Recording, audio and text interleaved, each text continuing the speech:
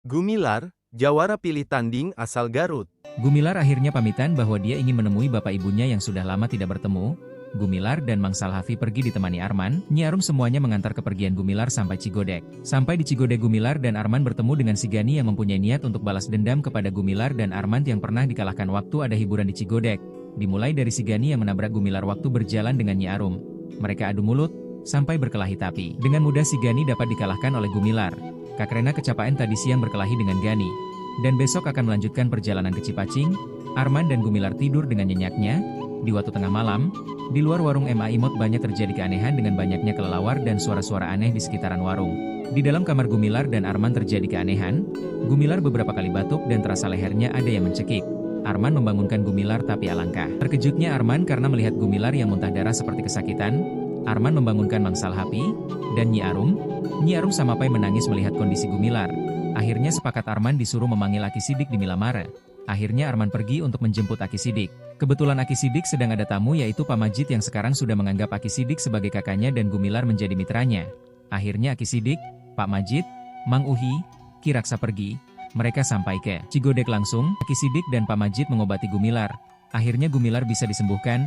Tapi Pak Majid punya anggapan bahwa sakitnya Gumilar disebabkan oleh orang yang punya sifat iri dengki. Dan Arman menceritakan tadi siang Gumilar bentrok dengan si Gani. Di hari kedua Gumilar sehat, di warung terjadi keanehan lagi. Dimulai dengan angin kecang, suara-suara aneh tapi Aki Sidik dan Pak Majid bukan sembarang. Aki Sidik akhirnya bisa mengusir kejadian aneh dan angin kencang. Pak Majid mengetahui bahwa penyebab kejadian aneh dan yang terjadi kepada Gumilar adalah si bongkong orang Cikoneng disuruh sama si Gani. Akhirnya Ki Raksa, MAH Uhi, dan Nyi Arum kembali lagi ke kontrak Milamar karena Gumil sudah sembuh. Tinggal Mang Salhapi, Gumilar, Aki Sidik, Pak Majid dan Arman yang tinggal. Di suatu hari yang dijanjikan Aki Sidik, Pak Majid, Gumilar dan Arman mau mendatangi rumah si Gani di Cikoneng. Sesampainya di Cikoneng mereka bertemu dengan Haji Husen bapaknya si Gani. Dan Pak Majid menceritakan kejadian yang disebabkan oleh si Gani. Pak Haji Husen sangat marah kepada si Gani karena beberapa kali Haji Husen menanyakan benar atau tidaknya yang dilakukan Gani. Dia tidak menjawab. Akhirnya Pak Haji Husen meminta maaf terutama kepada Gumilar dan berjanji untuk tidak mengulanginya lagi. Sesudah dari rumah si Gani mereka pergi lagi ke rumah si Bongkok yang masih di kampung Cikoneng. Di dalam rumah si Bongkok sedang sakit akibat tadi malam makhluk yang disuruh balik menyerang dia oleh Pak Majid. Si Bongkok keluar rumah alangkah terkejutnya melihat orang-orang terutama Pak Majid. Karena si Bongkok sudah tahu siapa Pak Majid, seorang jawara pilih tanding di Garut Selatan. Si Bongkok dengan rasa yang takut sampai menceritakan bahwa dia disuruh oleh Gani anak Haji Husen dan dibersumpah akan insaf dan tidak akan membuat lagi pekerjaan seperti itu.